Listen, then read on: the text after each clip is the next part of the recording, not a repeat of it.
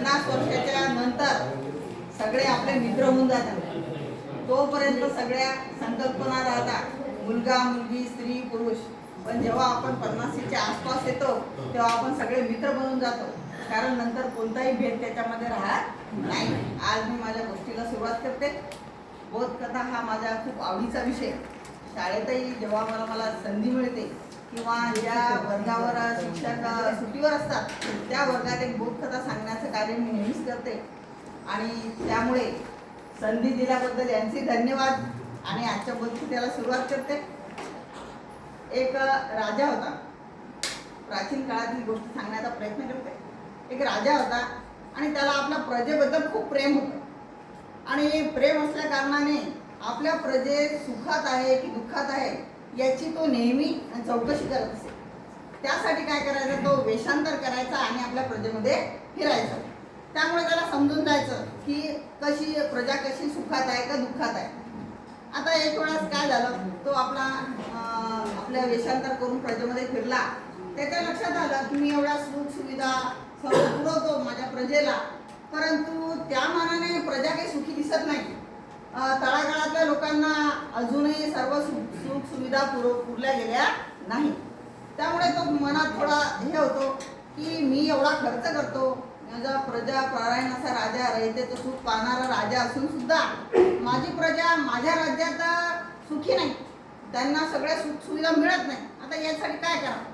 मग तो आपल्या प्रधानाला बोलावतो. प्रधान अतिशय हुशार असतो आणि म्हणतो तू याच्यातून काहीतरी मार्ग काढ आणि मला सांग बा की का नाही आपली प्रजा सुखी का होत नाही आहे. आता राजासमोर सर्व अधिकाऱ्यांची सगळ्यांची गोष्ट सांगणे हे किती कठीण असते आपल्याला माहित आहे. म्हणजे इतर आपण लय बोलू की असं करा साहेब तसं करा साहेब, पण साहेबाच्या समोर बोलायला थोडंसं विचार करावा लागते, बोलू की नाही बोलू, वचपा दुसरीकडेच काढतील नाही तर. मग प्रधानाने विचार केला डायरेक्ट सांगणं काही फायद्याचं नाही, कारण अधिकारी लोक माझ्यावर केव्हा वचपा काढतील काही सांगता येत नाही. मग तो म्हणे राजासाहेब उद्या दरबारातच मी याचं उत्तर देतो. राजा मला ठीक आहे, दरबारात एक मला उत्तर दिलं तरी चालेल. मग दरबार भरला. सगळे अधिकारीगण त्या काळातले जे अमात्य वगैरे जे होते ते सगळे बसलेले होते.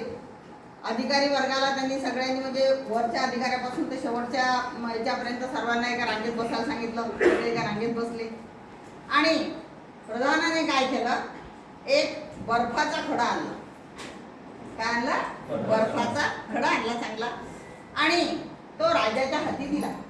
म्हणे राजेसाहेब जसं तुम्ही तुमची सुविधा आणि त्यासाठी जसा पैसा ज्या अधिकाऱ्यामार्फत पोहोचवता तसा हा बर्फाचा गोळा त्या अधिकाऱ्यामार्फत पोहोचवा लोकांपर्यंत. राजा म्हणाला ठीक आहे. राजाने बर्फ हातात घेतला. पहिल्या नंबरच्या अधिकाऱ्याला बोलावलं. बर्फाचा गोळा त्याच्या हाती दिला. थोडंसं पाणी गळलं. बर्फाचा खडा आहे वितळणार आहेच. थोडंसं पाणी पहिल्या अधिकाऱ्याच्या हाताला लागून गेलं. मग बर्फाचा खडा दुसऱ्याच्या जवळ गेला.